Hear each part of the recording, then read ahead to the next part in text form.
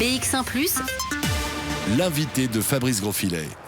Notre invité, c'est David Wetzmann, conseiller communal à la ville de Bruxelles et surtout député bruxellois. C'est ce titre-là qu'on va surtout l'interroger aujourd'hui.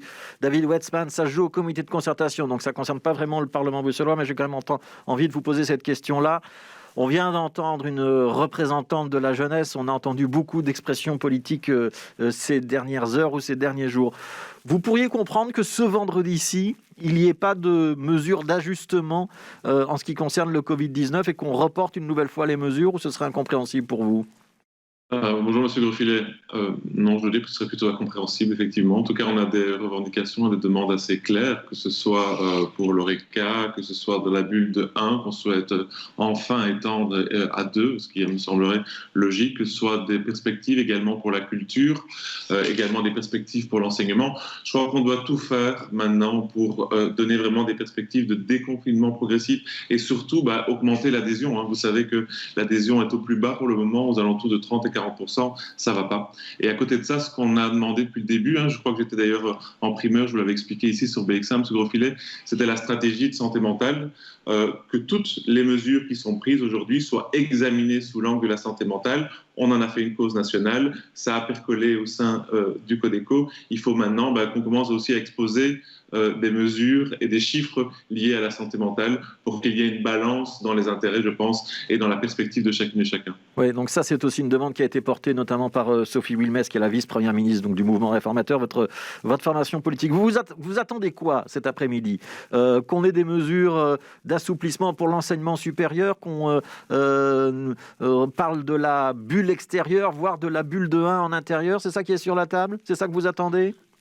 On a déposé 5 points. Un, certainement la bulle de 1, je crois qu'elle doit passer de 1 à 2. 2, donner des perspectives pour l'ORECA. Je pense, en tout cas, c'est une demande du MR, c'est une demande claire, mais c'est une demande responsable également, d'essayer de tendre vers un déconfinement de l'ORECA à partir du 1er avril, en intérieur comme en extérieur. On a entendu évidemment M. Grosfilet, le Premier ministre, nous parler de son plan extérieur. On doit aller un peu au-delà et c'est vraiment important, très important pour la culture, de donner des perspectives, même si c'est pour dans 1 mois ou 2. Mais comme ça permet déjà de commencer à préparer les spectacles éventuellement, de commencer à vendre les tickets et de faire des rentrées et d'engager des rentrées de recettes pour le secteur. C'est important. Ouais, sur la bulle de 1 ou sur l'ORECA, on a quand même entendu un certain nombre d'expressions, soit d'experts, soit d'hommes politiques, en particulier Frank Vandenbroek, qui laissent entendre que c'est un petit peu tôt. Ça veut dire que c'est quoi ? C'est un rapport de force, la manière dont ça fonctionne, ce comité de concertation ?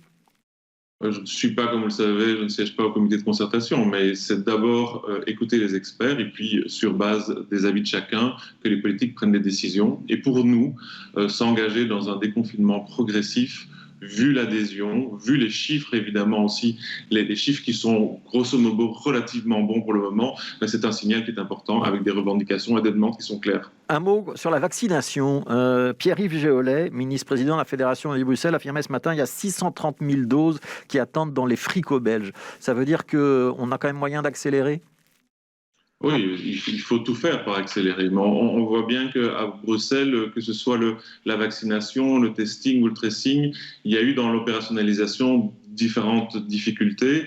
Et donc, ce qu'on doit faire maintenant, c'est accélérer.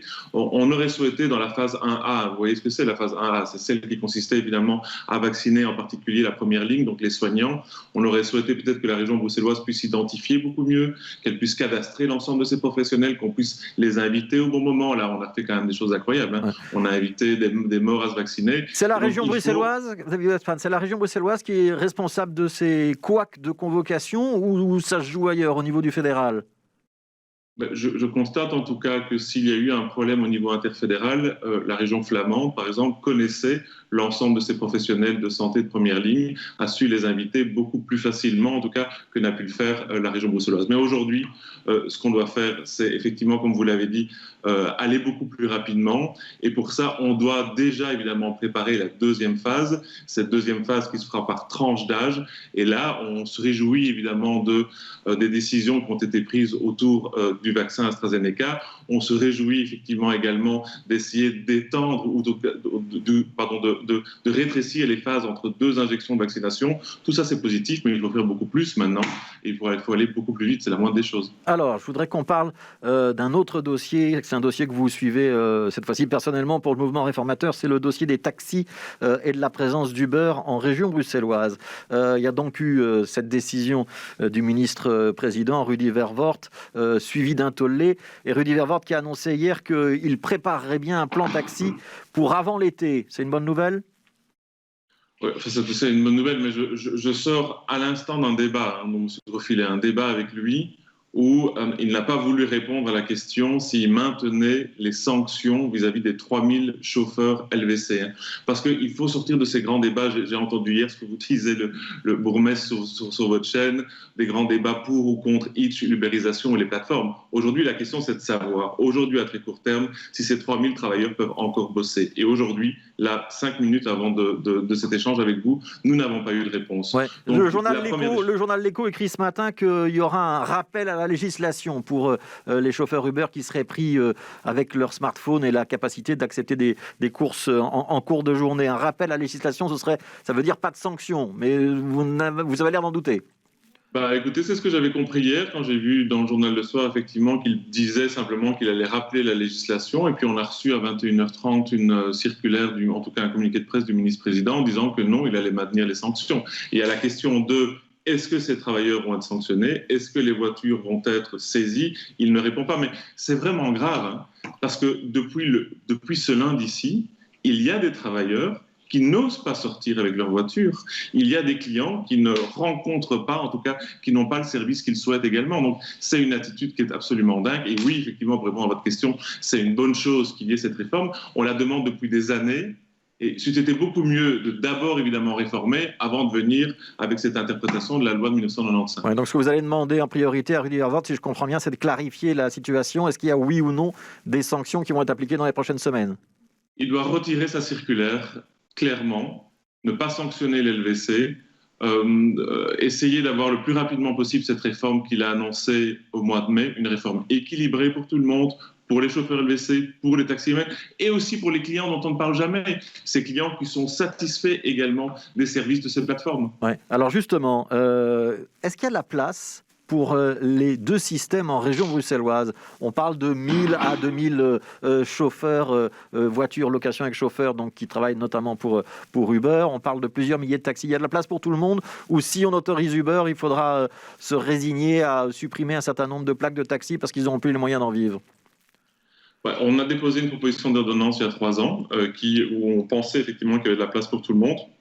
On a la deuxième étude du gouvernement, la fameuse étude Deloitte, et cette étude Deloitte le dit clairement, il y a de la place pour tout le monde, il peut même y avoir des potentiels de croissance. On doit quand même un peu sortir parfois de ce débat Uber, qui d'ailleurs n'est pas un vrai débat Uber contre taximène, parce que les LVC, ils ne font pas appel qu'à Uber, ils ont des clients chez Hitch, ils font appel également à d'autres services. Ouais, c'est quand même Uber qui est dominant sur le marché, David Wetzman. Oui, c'est vrai que c'est Uber, c'est une plateforme parmi d'autres, et vous verrez quand les plateformes seront probablement auront plus de garanties de pouvoir se développer, il y en a d'autres qui viennent. Mais il y a Hitch, et Hitch, c'est super important. Vous savez que chez les clients de Hitch, ce sont principalement des jeunes, des quartiers plus populaires, et qui ne prennent jamais le taxi. Donc c'est important que tout le monde puisse travailler sur un même pied d'égalité, avec les mêmes règles, mais également qu'on puisse permettre à ces travailleurs de continuer à offrir leurs services. Ouais. Ceux qui travaillent pour Hitch, pour Uber ou pour autre chose, ils doivent être soumis aux mêmes conditions sociales, payer les mêmes charges que les taximens, ou c'est un système différent? Non, il faut que les règles d'entrée dans le marché soient les mêmes. On doit réformer le secteur. Après, ces indépendants qui travaillent avec Hitch ou Uber, ils payent aussi des impôts, ils payent les lois sociales, parce que j'entends tout et son contraire. Après, les taximens disent qu'ils trichent et ils ne déclarent pas l'intégralité des courses qu'ils font.